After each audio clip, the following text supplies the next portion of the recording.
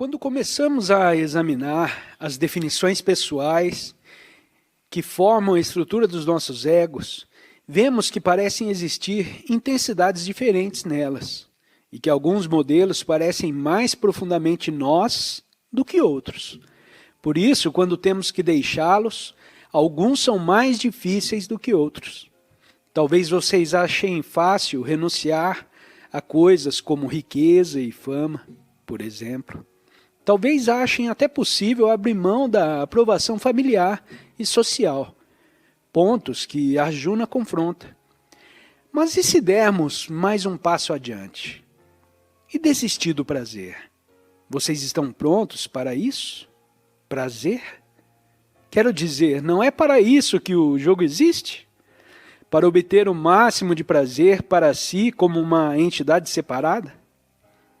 Então, vocês descobrem que existem mudanças acontecendo dentro de vocês. Mudanças que os estão levando a se identificar com algo que vê o prazer como somente mais uma experiência. Este pode ser um momento assustador. O processo de despertar os coloca em uma luta contra todos os modos habituais que vocês têm de encarar o universo, até os mais profundos, porque cada um deles os aprisiona de alguma forma, faceta de quem vocês pensam que são. Eu sou alguém que está realmente caminhando para a iluminação. Não sou? Diz o ego. Até o último alento, o ego está sempre espreitando, pronto para jogar a próxima cartada. Vocês podem ter certeza de que a batalha não terminará até que o último vestígio do ser tenha se desfeito. O que acontece com frequência quando encaramos este esfacelar dos nossos modelos é que desistiremos disto e daquilo, em vez de nos agarrarmos a isso e isto.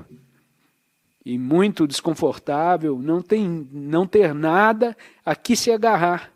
Então substituímos um grupo de apegos antigos por um novo.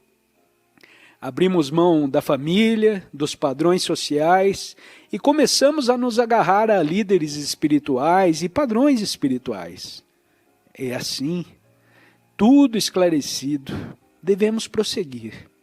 Isso não significa que temos de desistir de tudo de uma vez só. Podemos abrir mão de coisas quando não necessitamos delas, tanto quanto antes. E não significa que não podemos utilizar padrões espirituais. Temos somente que lembrar que, como recorremos a eles, mais cedo ou mais tarde, teremos também que deixá-los. Saber disso nos deixa muito vulneráveis. Não há uma autoridade para a qual poderemos nos voltar. Ninguém que nos diga o que fazer. Podemos somente ouvir o nosso coração. Considerar o que achamos que seja o próximo passo a dar. Não temos onde nos agarrar. Isso requer uma disciplina mental, atuante, sem oscilações. E esse é o tipo de disciplina com a qual Arjuna não está acostumado.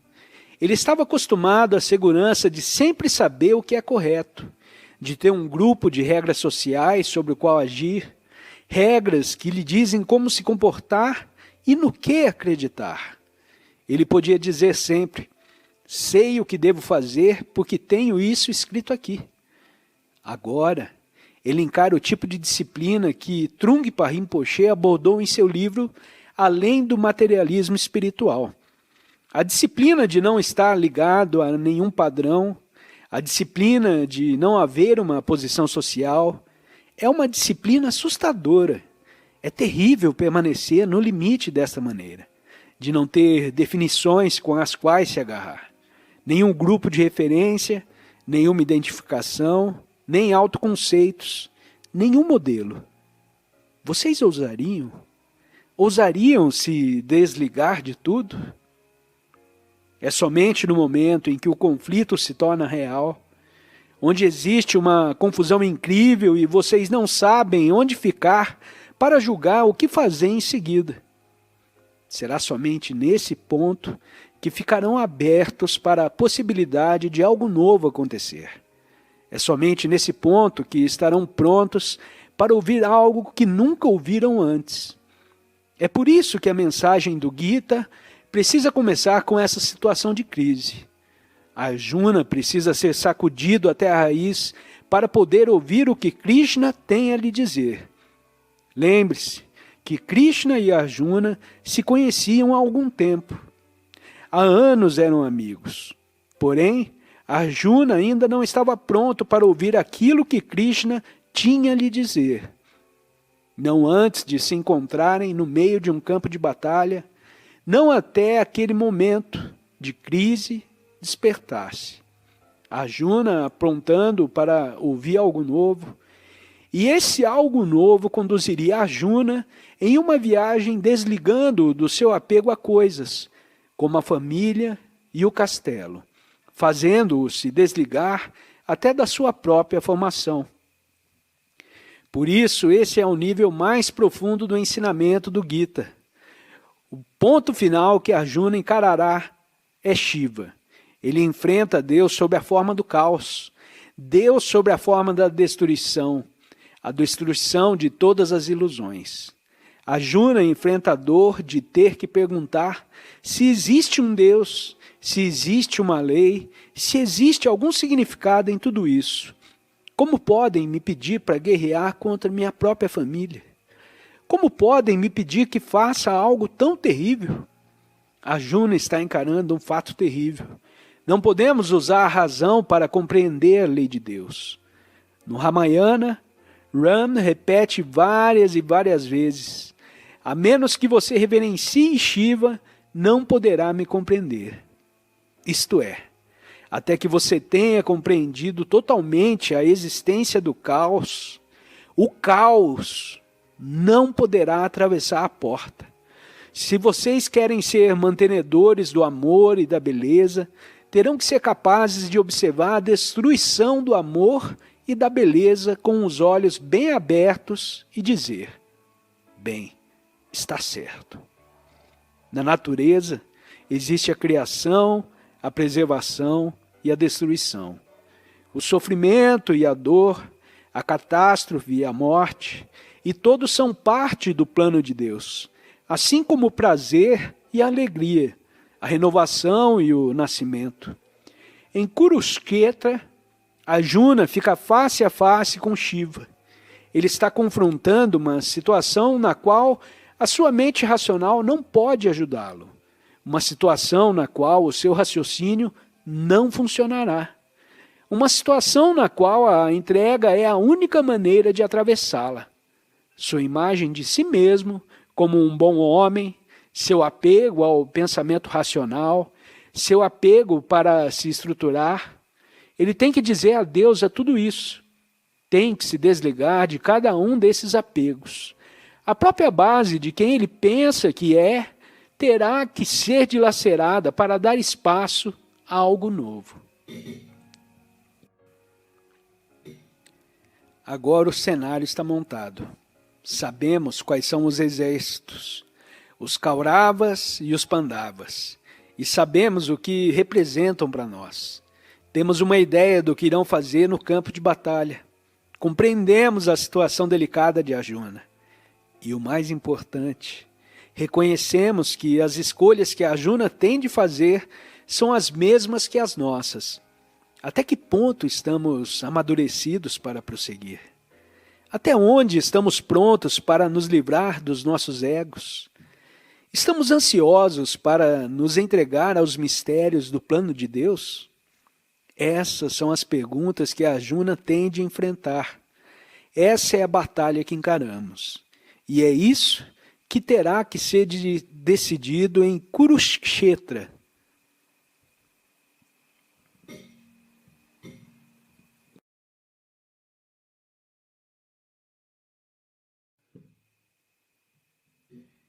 Nos áudios anteriores, examinamos o conflito que Arjuna enfrenta em Kurukshetra, observando-o de uma maneira que o torna familiar e bem imediato para nós. Olhamos para hábitos em nossas vidas, os quais, como Arjuna, ainda não estamos prontos para soltar. locais onde as raízes do nosso apego são bastante profundas. Vemos o nosso dilema refletido naquela citação do Evangelho de Mateus.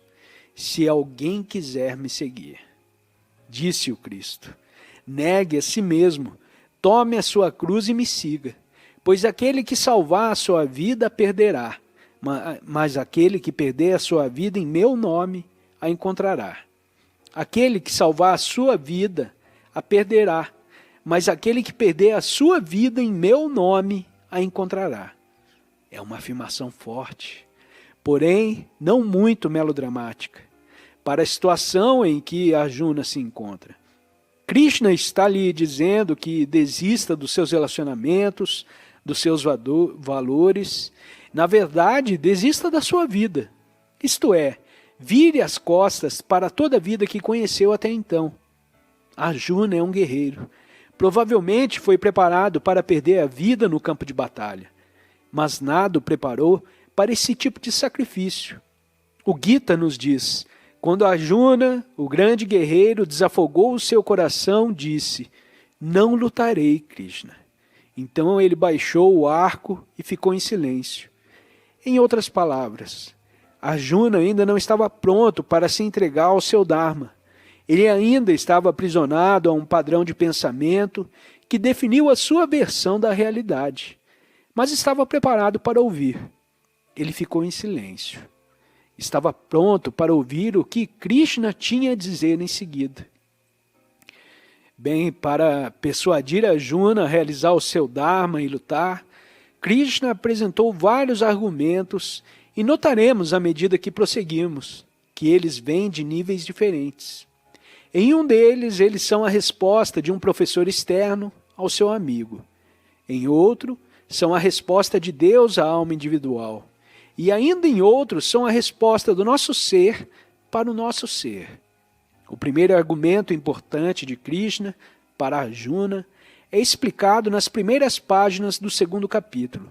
E ali ele diz, temos todos estado durante todo o tempo, eu, tu e estes reis e homens, e estaremos por todo o tempo, nós todos, para sempre, eternamente. Assim como o espírito do nosso corpo mortal caminha da infância para a juventude e para a velhice, o espírito caminha para um corpo novo. Disto os sábios não têm dúvidas. Essa frase encerra um conceito que nós ocidentais precisamos parar e considerar um pouco mais de perto, o conceito da reencarnação. No Oriente não é tão necessário justificar o uso do modelo da reencarnação, porque ela é algo certo ali. Mas aqui no Ocidente, precisamos prosseguir um pouco mais devagar para afirmar a base. Não temos tanta certeza sobre a reencarnação, embora ela seja o tema central da racionalização do Gita. Quando falamos sobre compreender algo como a reencarnação, não estamos falando sobre compreendê-la através do intelecto, do conhecimento. Como podemos saber algo sobre a reencarnação? Saber vem da mente racional e faz parte dessa vida.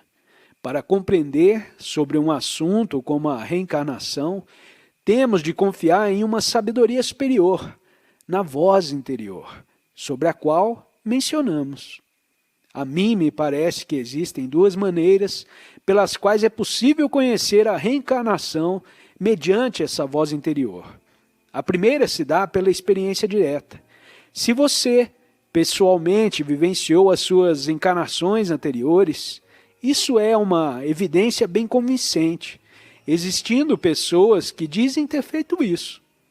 A outra maneira é o encontro com alguém cuja visão dos fatos você confia totalmente e que lhe diz as coisas acontecem exatamente dessa maneira. Para mim, a chave foi a segunda maneira.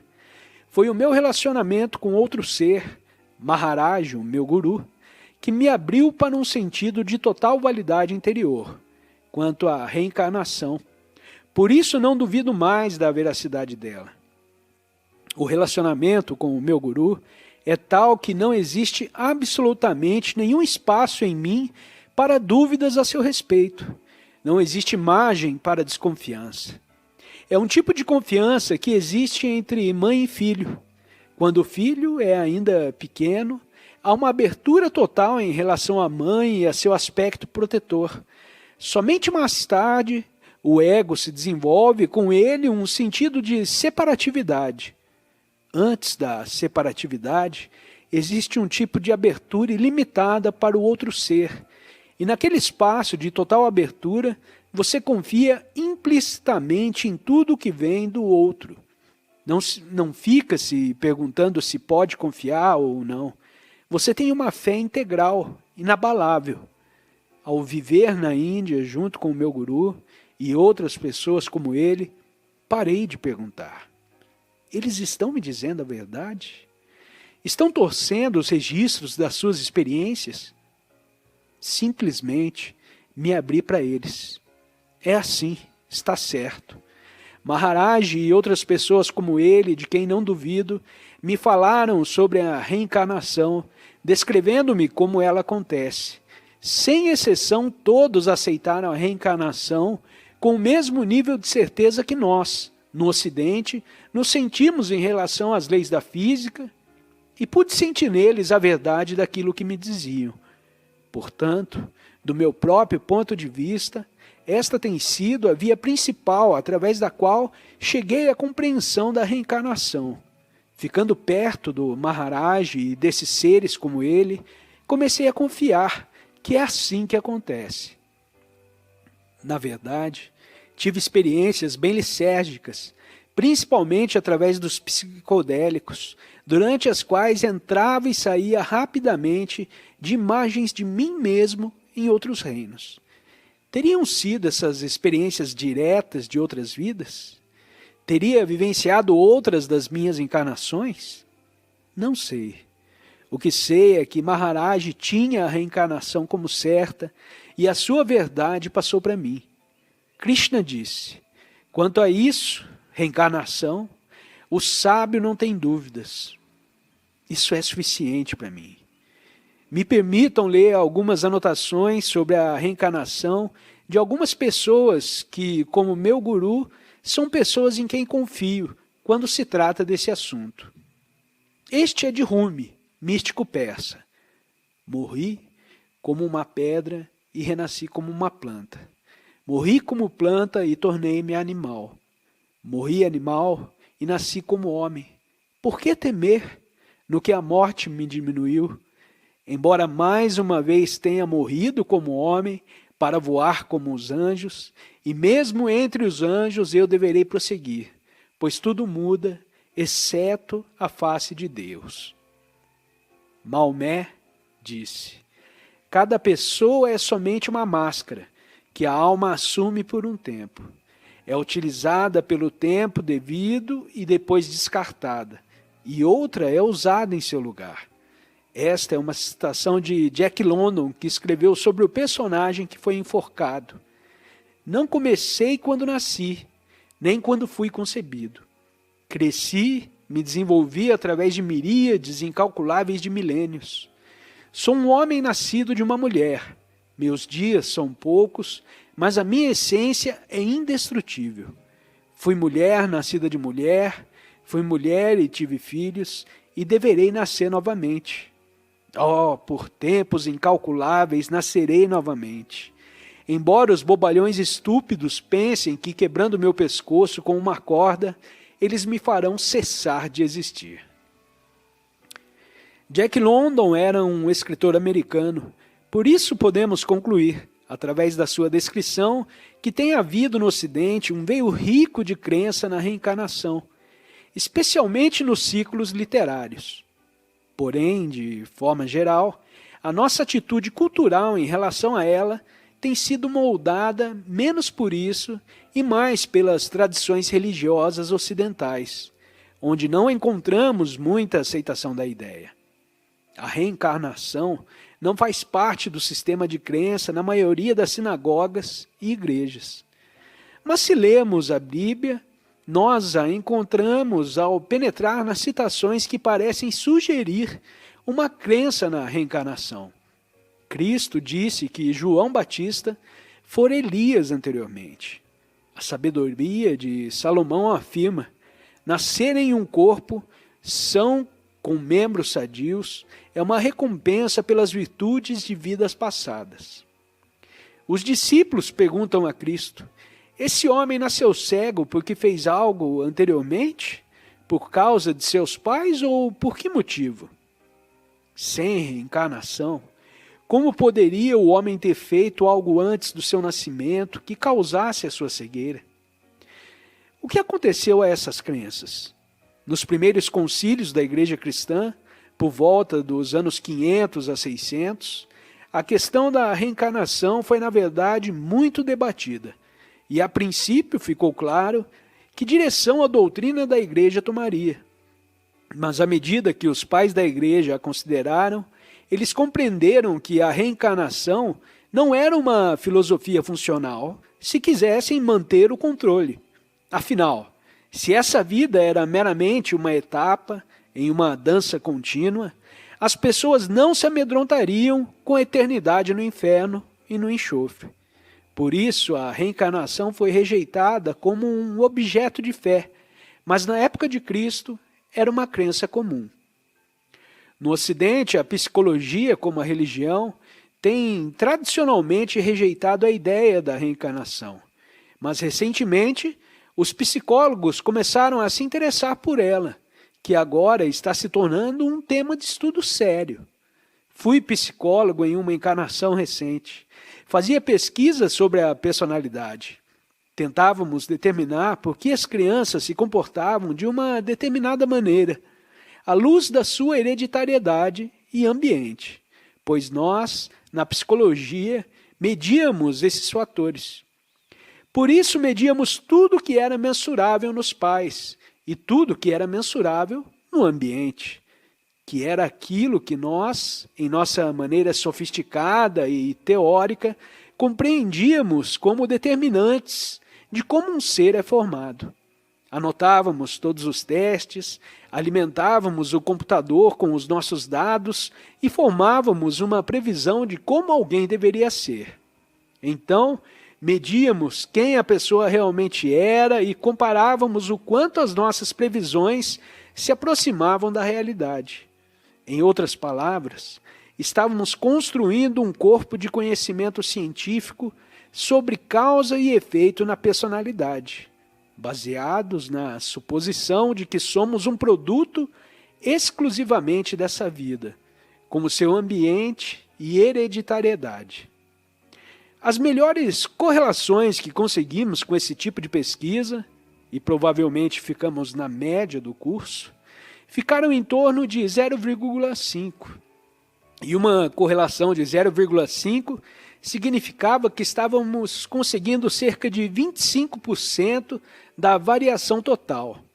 Isso significa que se eu escolher e tentar prever quem você é, baseado no conhecimento total que um psicólogo pode saber sobre você nessa vida, serei capaz de prever cerca de 25% das suas características.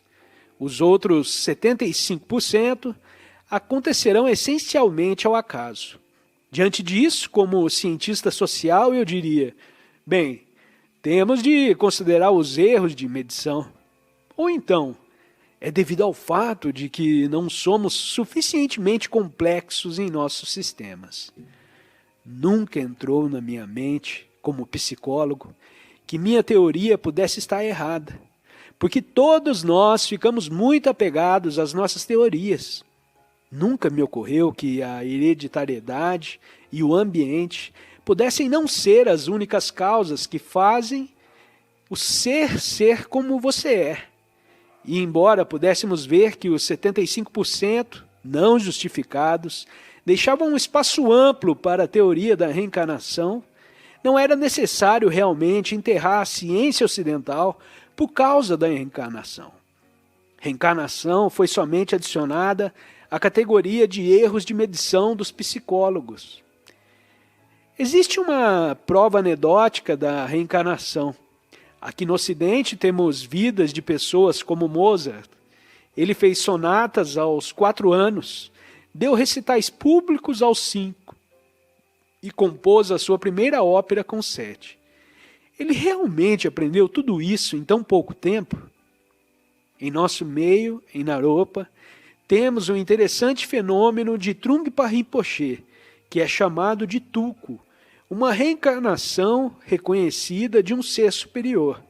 Na tradição tibetana, quando um lama superior morre, um grupo de oráculos se recolhe em meditação até partilhar uma visão de onde ocorrerá a sua encarnação seguinte.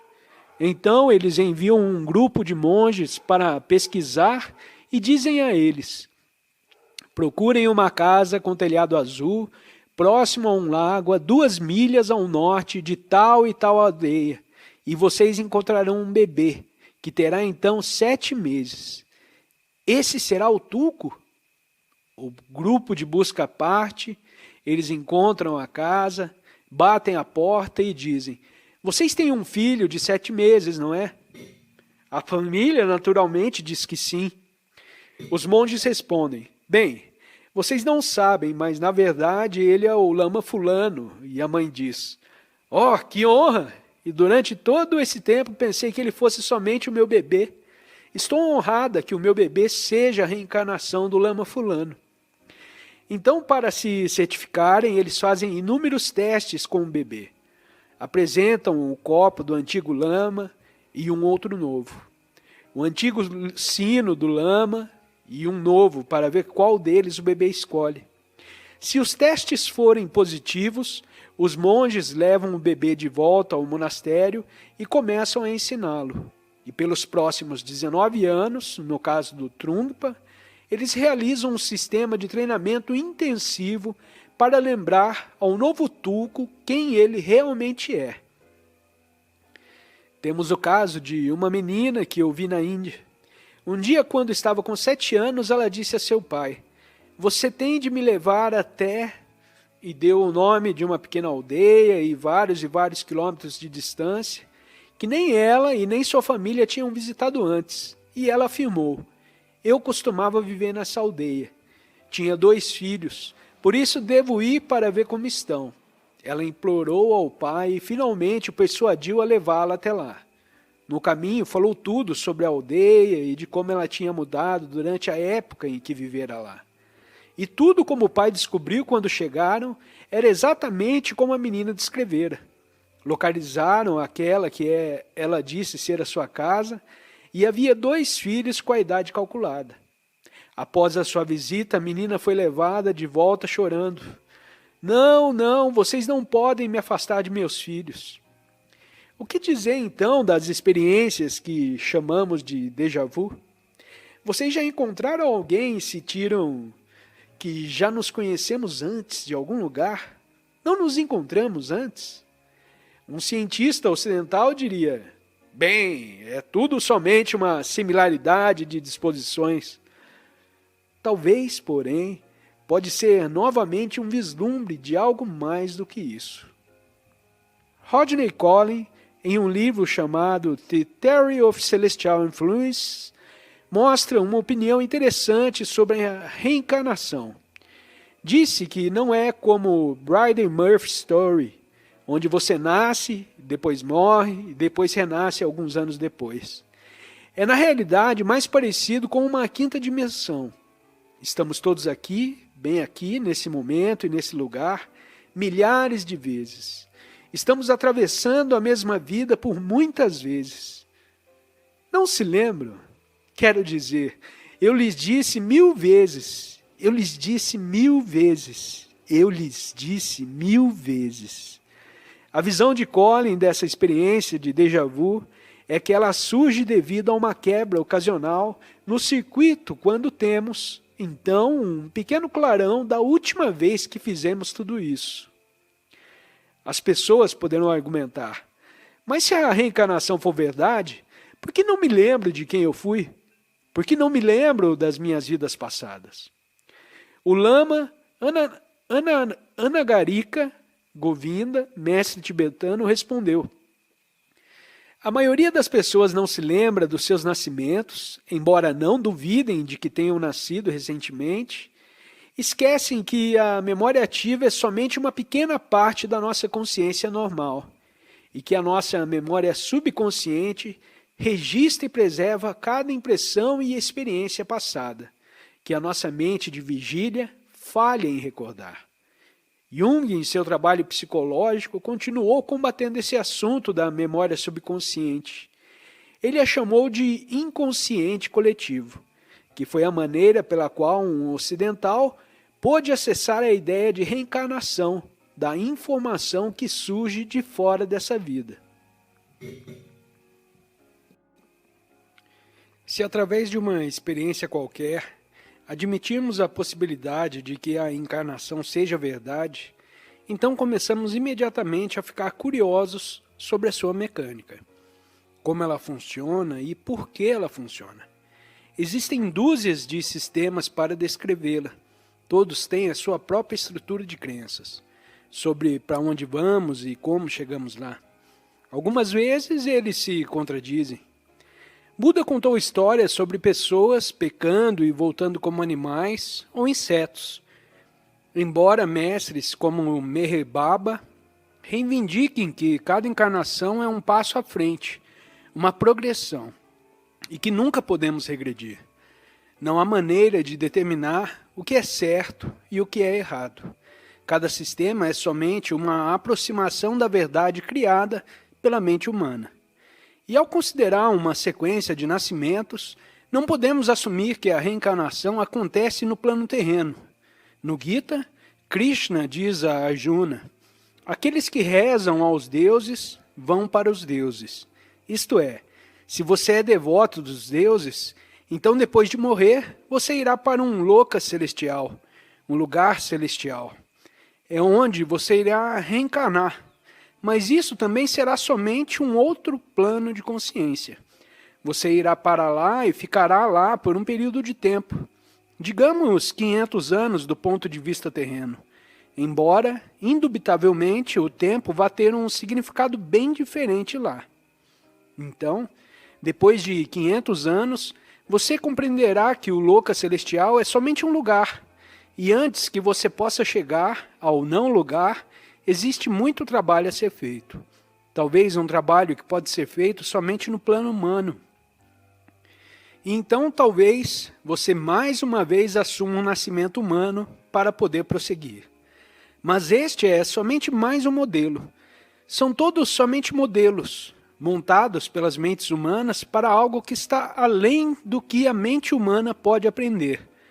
Não temos como saber como isso realmente funciona. Parece que damos voltas e mais voltas, porém a cada vez ficamos um pouco mais conscientes, até que finalmente atingimos o nível da conscientização yogi e nos lembramos. Contudo, finalmente, pode significar um tempo muito longo, quando falamos sobre reencarnação. Estamos falando sobre extensões de tempo vastas.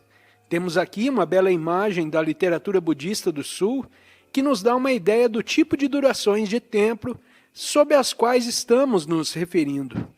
Buda estava tentando descrever a extensão do tempo em que temos estado brincando nesse jogo das reencarnações. E ele disse: imaginem uma montanha com 1,5 km de largura, 1,5 km de comprimento e 1,5 km de altura. A cada 100 anos, um pássaro paira sobre ela com um lenço de seda no bico e o solta sobre a face da montanha. O tempo que o lenço de seda leva para descer a montanha é o que podemos chamar de kalpa, e temos praticado esse jogo de reencarnação kalpa após kalpa ao longo de eras inumeráveis. Além do mecanismo da reencarnação, existe uma questão mais profunda. Quem exatamente é este nós que está nesse jogo? Isso é, o que é que continua e o que muda durante todos esses kalpas? Obviamente, o que vocês e eu, que geralmente achamos que somos, não estará presente durante todo esse tempo. Então, o que ainda está aqui? Krishna nos diz: pois além do tempo ele habita nesses corpos, embora esses corpos tenham um fim no seu tempo. Porém, ele permanece imensurável e imortal.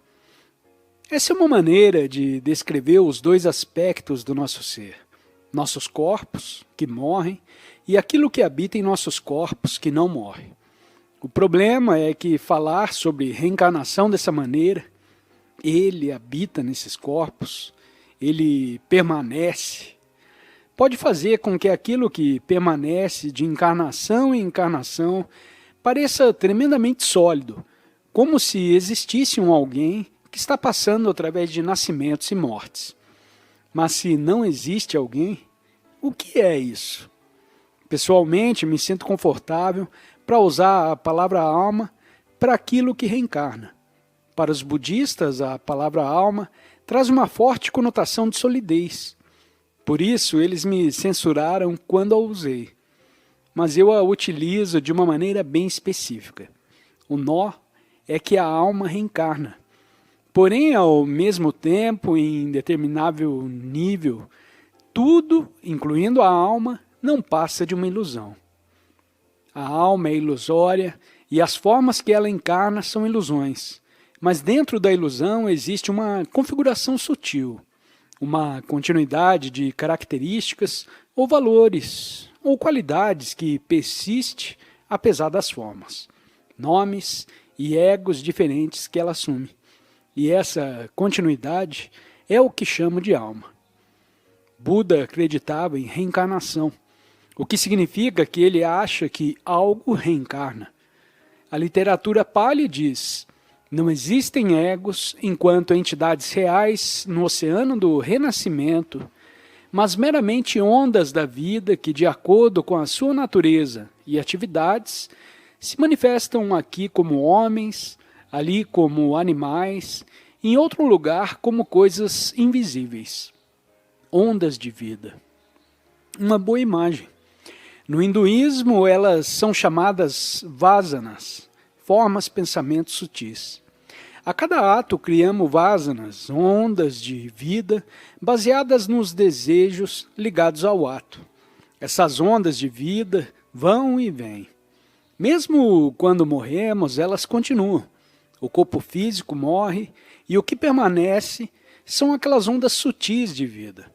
Aquelas tendências mentais que funcionam como um tipo de código de DNA psíquico para determinar a próxima rodada. No hinduísmo, isso é chamado de karma. Karma é basicamente um padrão de ondas de vida ou ondas de desejo que se mantém indo e vindo, vida após vida, até que se esgotem. Quando se esgotam, não existe mais desejo individual, separação, e, portanto, não há mais reencarnação. O jogo acabou.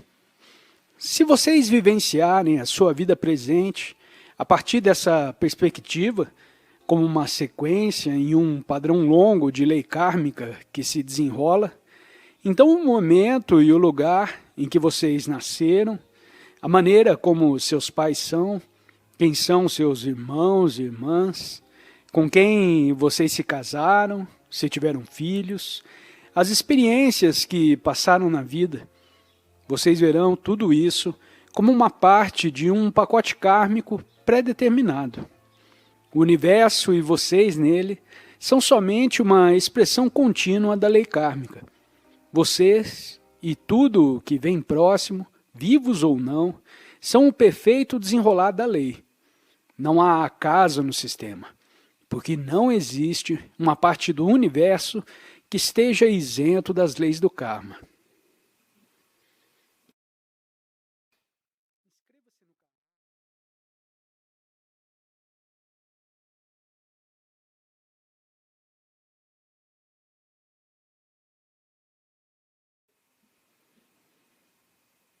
O que quer dizer? Tudo é lei? Eu não faço escolhas? E o livre-arbítrio? No Gita não é pedido a Arjuna que se decida se quer lutar ou não? Bem, é um esforço para nós aprendermos o relacionamento entre o livre-arbítrio e o determinismo, porque estamos acostumados a pensar em termos de e ou. Mas, nesse assunto, temos de lidar com o paradoxo de que as duas realidades opostas existem simultaneamente o livre-arbítrio e o determinismo total. As coisas ficam um pouco mais claras quando vemos que, embora existam simultaneamente, elas estão em planos diferentes.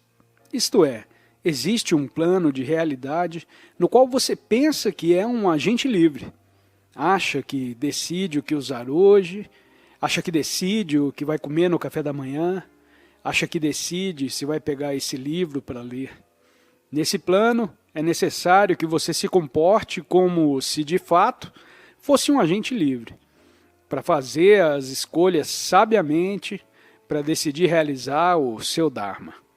Mas existe um outro plano, de um ponto de vista privilegiado de percepção, do qual você começa a ver que todos aqueles pensamentos forma que lhe disseram, acho que vou comer granola essa manhã, não surgiram do vácuo. Bem, na verdade eles vieram do vácuo, mas vieram condicionados do vácuo. As escolhas surgiram de uma cadeia de eventos anteriores que predeterminaram totalmente as suas decisões. E eu digo, tenho livre-arbítrio. Isso é o meu karma falando.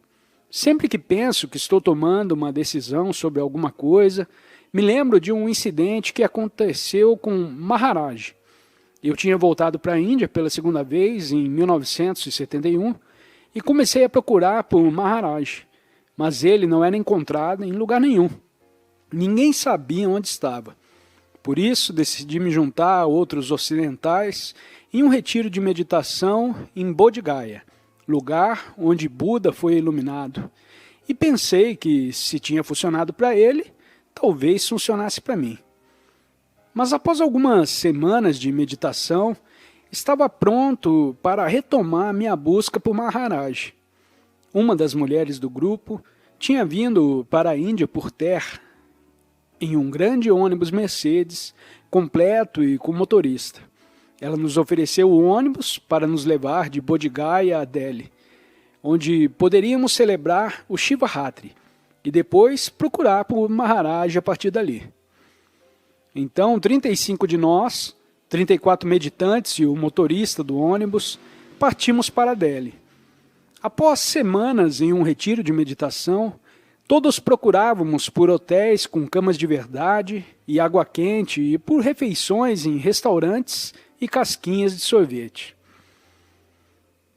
A estrada para Delhi nos aproximou da cidade de Allahabad, que é onde, uma vez a cada 12 anos, acontece uma grande celebração chamada Kumbh Mela. Milhões de pessoas acorrem para lá em um momento astrológico ideal para se banhar na confluência dos 3 rios sagrados. É a maior celebração espiritual realizada no mundo. O Mela tinha ocorrido algumas semanas antes da nossa viagem. E uma das pessoas no ônibus, que estivera a celebração, insistiu que deveríamos fazer um desvio para visitar a área do festival. Por um lado, parecia um convite razoável, afinal, todos éramos supostamente yogis praticantes, e o local era um dos mais sagrados em toda a Índia. Mas isso significava 1 ou 2 horas extras antes de chegarmos a Delhi, e todos estávamos cansados, famintos e começando a ficar irritados. A discussão se estendeu e todos finalmente concordaram que eu, como o mais velho no grupo, deveria tomar a decisão. Fiquei dividido. Deveríamos ir ao local do Mela? Deveríamos rumar direto para Delhi? E finalmente, quando estávamos chegando no desvio para Allahabad, decidi. Disse para o motorista, vire à direita. Rumamos para Allahabad e chegamos ao local quase vazio do Mela. Havia somente um punhado de pessoas visitando o lugar. O companheiro que estivera no Mela orientou o motorista até um templo de Hanuman, onde tinha estado. Quando estacionamos próximo do templo, alguém que estava olhando por uma das janelas do ônibus gritou, vejam, ali está Maharaj. E ali estava ele, caminhando pelo local do Mela, segurando o braço de Dada, seu devoto indiano. Todos descemos do ônibus, chorando e nos inclinamos para tocar os pés de Maharaj. Este olhou para tudo aquilo sem mostrar qualquer surpresa e disse: venham, venham, siga-nos. Então ele e Dada subiram em um rickshaw que estava aguardando por eles e seguiram pelas pequenas e estreitas ruas de Allahabad, com o nosso ônibus imenso movendo-se pesadamente atrás.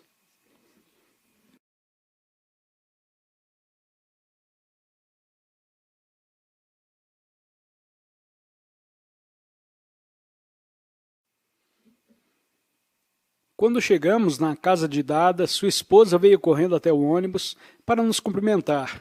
Venham, venham, disse ela. O jantar está quase pronto. Cozinhamos para vocês durante todo o dia. Maharaj nos acordou às 6 horas dessa manhã e nos disse: apressem-se, comecem a cozinhar. Haverá 35 pessoas aqui para o jantar essa noite. Então, quem vocês supõem que pensou que estava sentado no ônibus, decidindo se visitaria o local do Mela? Bem, antes de eu ter tomado a minha decisão, já estava decidido. Maharaj sabia tudo desde aquela manhã. Fiz a minha parte. Eu decidi ir até o local do Mela, mas a minha decisão era inevitável. Então, se já está escrito nas estrelas, um guru pode mudar o nosso karma? É uma questão interessante, porque em várias tradições hindus existe a ideia de que o guru pode libertar o aluno, assumindo o seu karma de alguma maneira. Um dia, quando fui ver Maharaj, levei para ele um saco grande com laranjas e o depositei no catre diante dele. Em geral, ele pegava as frutas que eram ofertadas e começava a dar para as pessoas. Mas dessa vez, começou a agarrar as laranjas e as devorou vorazmente. Ele comeu 8 laranjas diante dos meus olhos.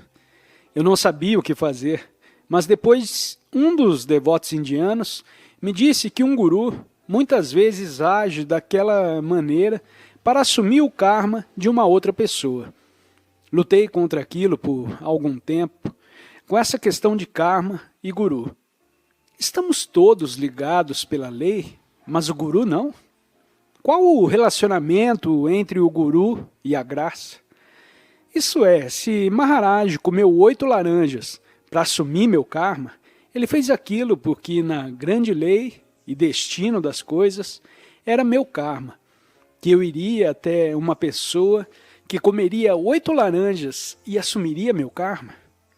Ou era o meu karma ficar somente comendo as minhas laranjas, até que esse ser, em sua compaixão, dissesse: vejam esse pobre tolo, ele nunca fará nada certo, comerei as 8 laranjas por ele. E o karma, ou a graça, esse é o ponto, certo? Finalmente concluí que era uma questão de perspectiva. Isso é, quando você está trabalhando no caminho do Bhakti Yoga, labutando dentro de um sistema devocional, então o guru é o seu tudo. E nesse caso, ele comeu as laranjas pela sua compaixão infinita. Mas quando se encontra em outro contexto, você vê que, como seu guru é uno com Deus e também com a lei, não existe uma razão ou motivo possível para ele agir fora da lei. Por isso, é somente o seu karma encontrá-lo e ter as suas laranjas devoradas. Mas certamente Deus deve estar fora das leis do karma, certo? Bem, de certa forma, Deus é as leis do karma. E então surge a questão: por que alguém quebraria as suas próprias leis? Certamente, se você fosse Deus e quisesse, poderia agir fora das leis, mas não desejaria isso. Quando está na posição de poder mover a montanha, você sabe primeiro por que motivo a colocou ali. Então, todos nós e o universo inteiro à nossa volta, somos um tipo de manifestação ilusória dessas ondas de vida, dessas leis kármicas indo e vindo, vida após vida. Nossos desejos dirigem os nossos pensamentos, que motivam as nossas ações, que criam mais karma, que por sua vez determina as circunstâncias da nossa próxima encarnação. E assim prosseguimos. Em nossas vidas agora, estamos colhendo o karma bom e mal de um número incrível de vidas passadas. E ao mesmo tempo estamos criando nosso karma para a próxima rodada. Quando olho para trás na minha vida, fico imaginando como pude imaginar esse tempo todo, esse enredo. E tudo tão bizarro. Quero dizer, fui me achar vivendo em uma aldeia indiana, seguindo o sadhana, fazendo meditação, fazendo yoga. Eu, um bom garoto judeu da classe média de Boston. Quando estava na faculdade, em Harvard, sequer conhecia a palavra yoga.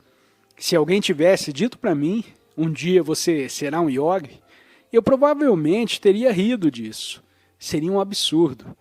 O yogi não tinha lugar no meu planejamento da carreira profissional. Mas quando cheguei naquele lugar, senti como se estivesse voltando para casa.